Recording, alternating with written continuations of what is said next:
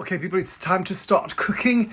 This is what I'm going to do, the first course, or this is something I might not eat now because I think some gratin is so much better when it's a day old. But anyway, I'm making it now. So this is an easy recipe. You start by boiling 400 grams of pasta, and this is not a lasagna, but I think it's inspired by lasagna. Anyway, these are really big. They're not the usual kind. So I think this week, because I bought them and then it was kind of hard to know what to use them for because they get quite big. So it's sort of almost like you're supposed to fill them with something. Anyway, I will now start by frying two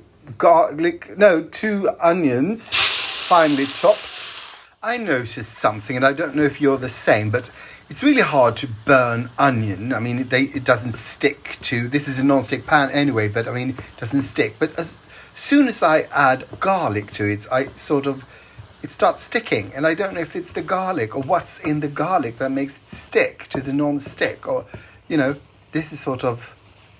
Is it more water in the onion? I'm not sure. What? Mystery. It's a mystery. So usually you're supposed to add the garlic at the same time as you add the onions, but I will wait and see what happens. Hopefully, I mean, what can go bad? The worst thing that can be is sort of like it tastes too much of garlic. Anyway, I think the onion is kind of done, and it's time to add this svenskodlad färs, Swedish grown vegan meat mince.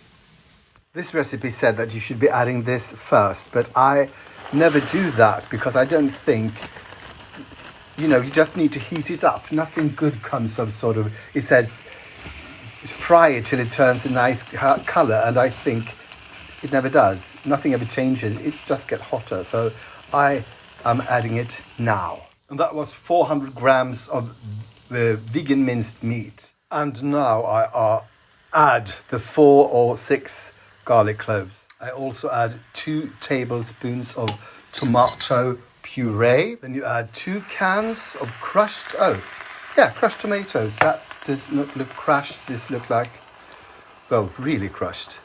Then you add 2 teaspoons of dried basil, and this is the first time for years since a recipe called for dried basil.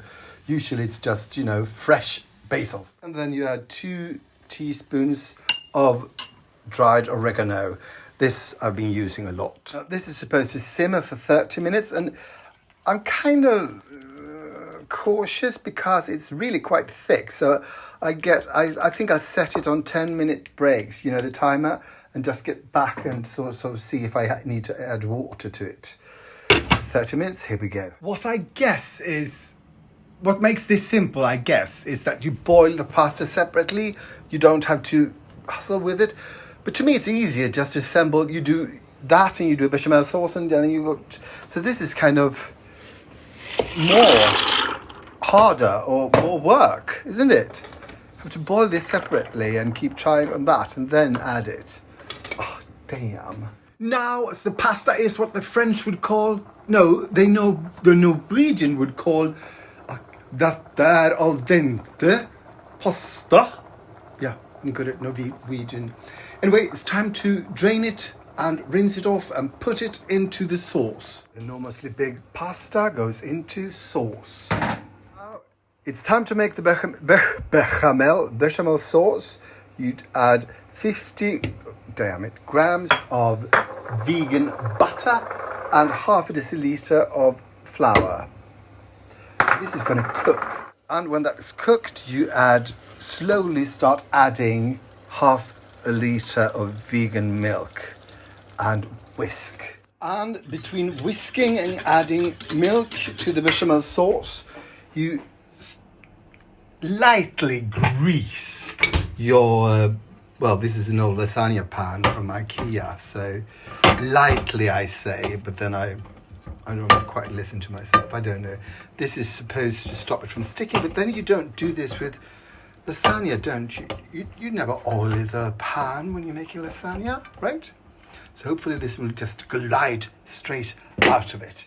Now it's time to grate some nutmeg into the bechamel sauce. And I found, because when you have that little piece of nutmeg left that you can't really use, it's really easy to just put it in a mortar, add salt and white pepper or whatever you have, and just mash them all together. That's how you get rid of, or you use up all your nutmeg. To the pre-greased pan, you add the pasta. It looks really dry. Oh, and when that is done, you add 50 grams of vegan cheese. I had this on film, but I forgot to press record. Damn it! And now, as the cheese melts, the vegan cheese, 50 grams of vegan cheese, you pour it over the lasagna. Disclaimer: this is not a lasagna. Into a 200 degrees Celsius preheated oven. It goes for about 30 minutes. I don't know what's going to take so long because everything's cooked, but you know, you do what they say. By the way, that lasagna smells By the way, that pasta gratin smells divine. The people, 8 portions, well, 7 now. This is sort of a teeny tiny portion, but I need to cram this. You know, just eat it. So here we go. Hot. Oh, yeah, this is good. Okay, this is good. It tastes like a regular lasagna. Okay, people, it was good. Just leave it at that. That was really good.